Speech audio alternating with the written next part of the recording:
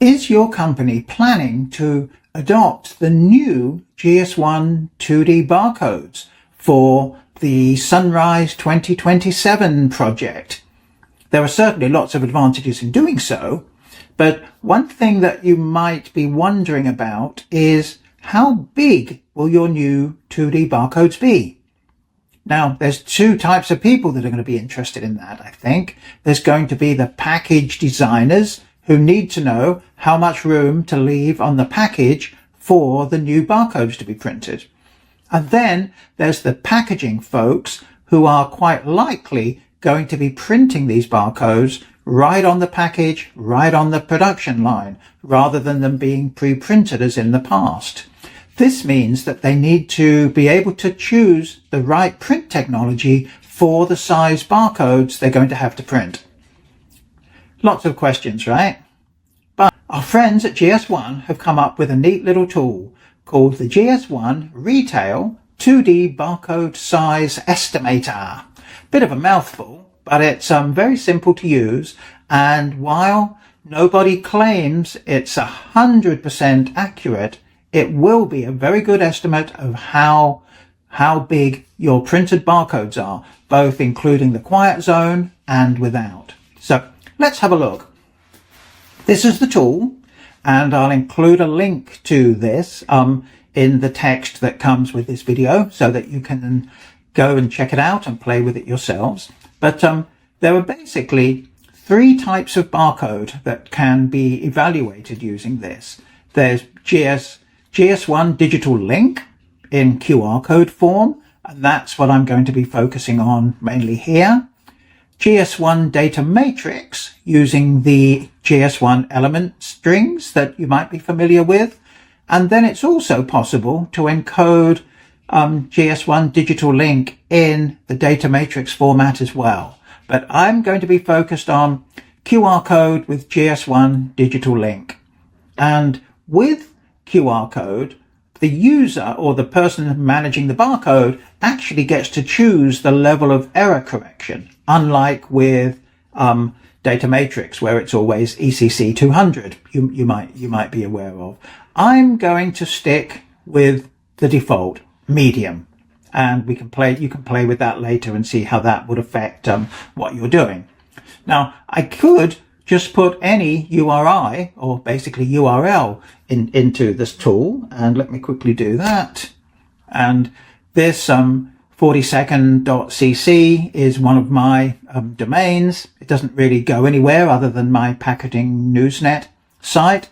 But as you can see, we've created a barcode, a QR code, and the data is literally just a link to the website. And that's something that a lot of companies are putting on their package anyway. So it's really a fourth type of code that you can check the size of in this tool. But I'm not going to focus on that at all. I'm going to basically focus on digital link using a GTIN. And rather than copy and paste or type a 14-digit GTIN, I'm going to just click GS1's demo number here. And one thing to be very careful of when you're using this tool, and I'm going to jump down the page a little bit, is this section here where I have two options as to where my barcode will be scanned. The most common one for barcodes on retail products is only scanned in retail point of sale and not in general distribution.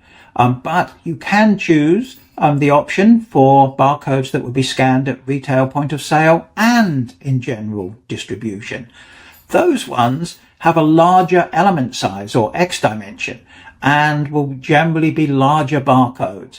I'm going to focus on point of sale only because I think that's going to be the most common way of doing this. I'm also going to put my website URL into the field here, and then if we look over onto the right hand side, you'll see that here is the data now correctly encoded in GS1 correctly encoded into GS1 digital link format. And the tool is telling me that my barcode is 29 by 29 modules. And a module is, remember, is the little individual squares that make up the barcode. And the quiet zone around it, which is the light blue, is 4 modules thick on each side. So that would be my total size of my barcode. And then looking at the yellow highlighted here is my medium for my medium error correction that I chose. You can see that for the amount of space that I need to allow on the package for this barcode, if I use the minimum element size or X dimension, which is 0.396 of a millimeter or just about 0.4 of a millimeter, the space I need is 14.652 millimeters square. So if I'm and if I make my barcode the maximum allowable size with a 0.99, which is just about 1 millimeter size for those individual little squares, my maximum barcode size would be 36.6 millimeters. And that's the total size, remember, including the quiet zone. So that's the amount of space I need on the package for this barcode. The tool is also really helpful if I'm the packaging person and I've got to determine the print sizes. I can turn off the quiet zone and exclude the quiet zone. And now it tells me that my total size of my barcode is 29 by 29 elements, which is still the same. But now my size of the barcode, if I use the smallest X dimension, is now 11.484 or just about 11.5 millimeters. And that's quite significant because that means that this barcode will now fit on a single thermal inkjet printhead, if that's the technology that I'm using. If I go to the larger element sizes, you can see the barcode gets larger as well. So that's all very well. But there's a couple of other things that we need to look at here. One is that if you look at my data, I do have some lowercase characters in it. And on the left side of the tool, I chose the data to be as I typed it. So what's there is exactly what I typed in. If I change this to all uppercase, miraculously, the barcode gets quite a bit smaller.